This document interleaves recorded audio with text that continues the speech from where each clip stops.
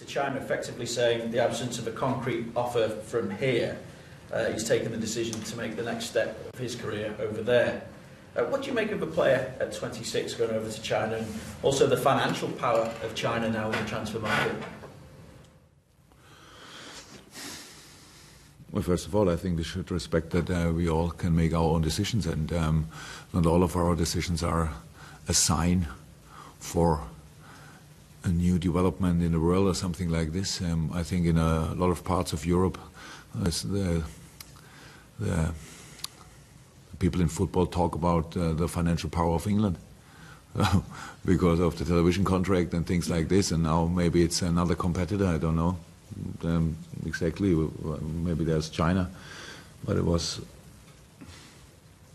since a few years I know about financial situation in football in China. So, and it's an individual decision. So if you want to go there, and I think if you are 26 and if you got an offer like he got, everybody would think about it. Yeah, so now there are few problems less for the next generation of Teixeiras, I would say. Yeah, and that's good news for the whole family. So that's I have no problem with this. It's absolutely these are normal things in football, and I don't think it's a sign in general. If you want to change your situation and there's an offer from a club in China, then everybody would think about it. Maybe next the newspapers from China are asking for British journalists or the television stations. When the football gets bigger and bigger, then we can talk again. I have to ask you, what do we want in China? Yeah. Also reports today suggesting that Daniel Sturridge is considering quitting the club in the summer, suggestion that he's fed up a perception that he maybe lacks hunger. Have you spoken to him? What's your response to that, and how do you view his long-term future? Sorry, can you please start again? Daniel Sturridge said? No, he's not said, but there's a suggestion in various reports that he's considering quitting. I think about the suggestion of who? Who suggested? Well, that's not for me to decide. It's not my source. So, if somebody, or maybe I can say it in the camera, if somebody want to ask me something about he have heard about Daniel Sturridge, then he can ask me, but not suggestions I'm not interested in. It's absolutely nothing. Daniel is back in training, that's great, since 2 days. So everything looks good in this moment. Now it's normal football training. What's really good is for us and good for him. He came day before yesterday together with Phil and Devok. If you see these three players, then you know what you missed for a few weeks. So that's the thing. But there's absolutely nothing else to say about. I heard nothing. I suppose if I was to put it a different way, I mean, you've spoken about his injuries in the past and dealing with what's serious pain and what isn't. So in that case, is he on board with everything that you're trying to do in terms of getting him back to full fitness? Does he understand exactly where you're coming from your conversations that you've had with him? I think so, absolutely. Well, could be a doubt. But it's all about, you ask questions, I give answers. The most of the things I would not speak about when you won't ask. So that's pretty easy. So and that was all. So we had, obviously there were a few problems in the past with injuries.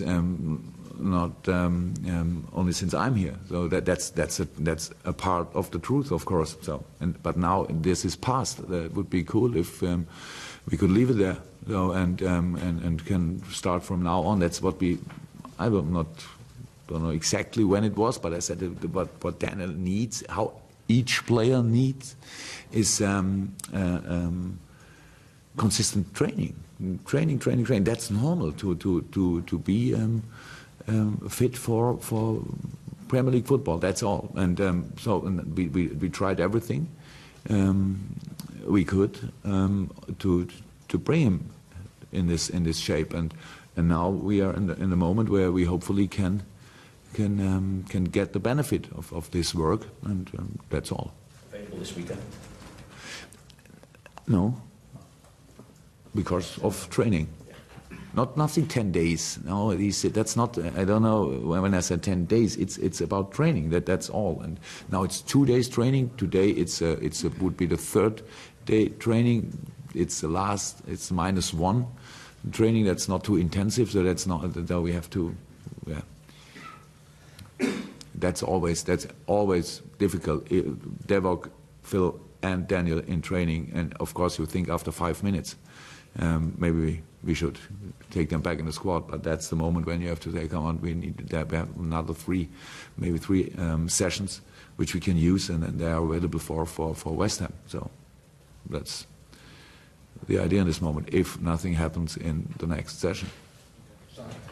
Is it frustrating the timing of all of this, a potential distraction, or is it something that you not really too bothered about?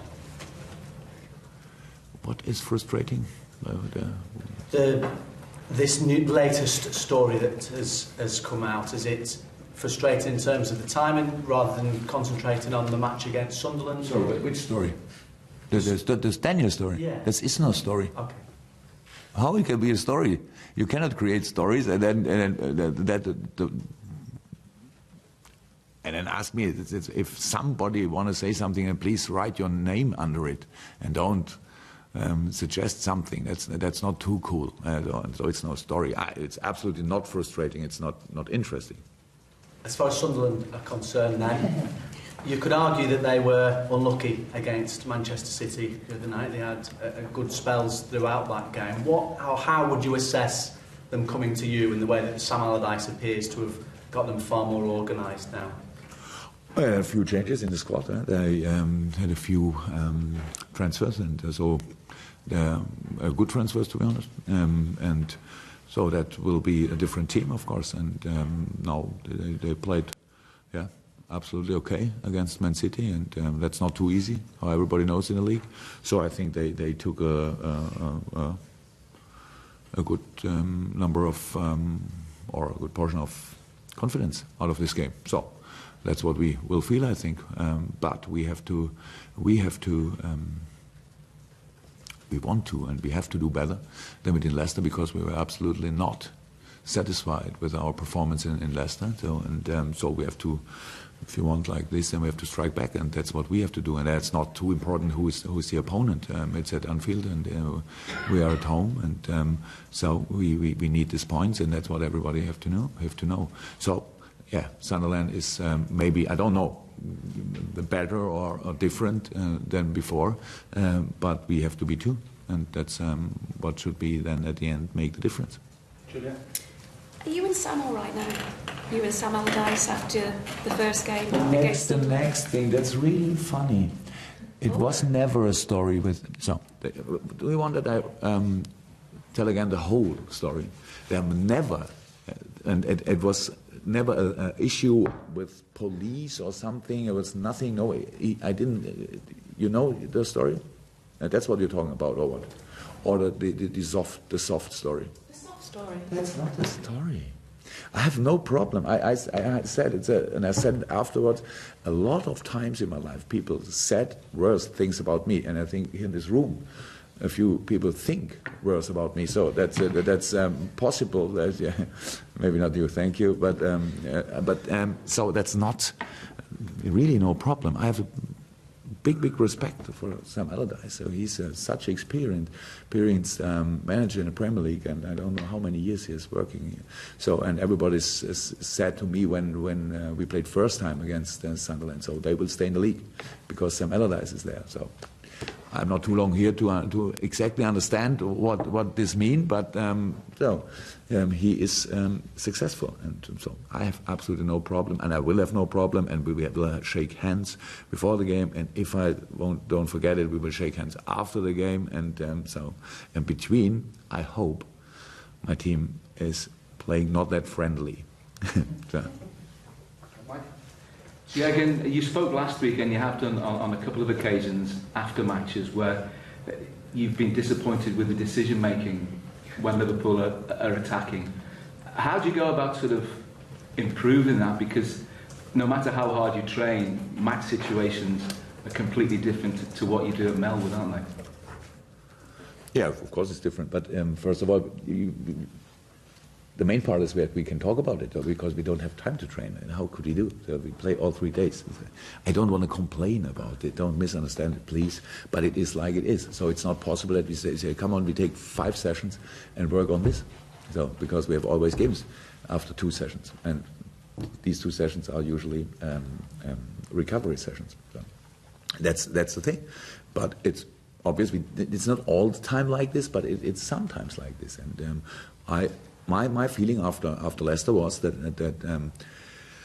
with a few better decisions, we could have had a completely different result. And so if it's like this, then it's not easy after the game immediately to say, okay, no problem. I know where's the problem. Yeah, I know where's the problem, but to solve it, it's not in the same way easy. Though you have to work on it and you have to talk about it. That's what we did. Today we have this session where we try to work on it. But first of all, everybody, especially the players, should know that they of course can do better. That's not a problem of quality or things like this. It's in the moment where you have to open your eyes and decide which option is the best one. And so that's what we did not in Leicester. And so we shot in a few moments where, it was not the best choice, I would say, and sometimes our crosses were not clear enough to make something with them. How I said, sometimes it's more a proposal than a real target. Our crosses have not a real target, so that's sometimes a problem. So it's always a little bit different, but it's football, and we know about it. And the best thing in football is that you can do better without training because of the quality the players have, and that's what we have to try. How close is Joe Allen to getting involved and starting matches in Premier League games? Because he's been influential when he came off the bench and got that goal against Arsenal, and the penalty situation. He's played his part recently, hasn't he? But not starting league games. Yeah, very close, very close. I got a little knock on the shoulder in Leicester. Not the biggest problem, but a little problem. So hopefully, everything is okay. We have to see how he feels today, but very close. Good shape, obviously good shape, and that's very important for us. Jurgen, I know you've been impressed with John Flanagan since he returned to the squad. I'm sure he's got his part to play this season. Just wondering, he's been left out of the Europa League squad as well. Is there a reason behind that? Yeah, of course, there's a reason. So with John, it was 18 months. So now the best news is for John involved. He's back in the race, back on the pitch. That's really good. But in this moment, it's like it is. It's really early after his injury, so we always have to be careful when he's playing. Then I got always the advice: if a player needs 1 day recovery, Flano needs 2 or 3 days recovery, not because he thinks he needs, only because of the seriousness of the injury. So, and I had to make decisions with the European squad, and it's not my hobby to disappoint players, especially not Flano, who did really nothing wrong until now. But it's 3 games a week. And the European League game, for sure. In this moment, it's not sure, but we have 2 more games, hopefully a lot more. But in this moment, there are 2 more games, and they're always between other games. And so we had the problem with Martin Skriddle a little bit re-injured. He needs another 2 or 3 weeks. I don't know. We have to see. So center half situation was offensive situation. We had our problems. So that's how. And at the end, you cannot believe how difficult it is to make a European squad. It's always difficult, but because you always think, okay, this player or no, and this player. And in this moment, with Flano's history in this year, the decision was like this.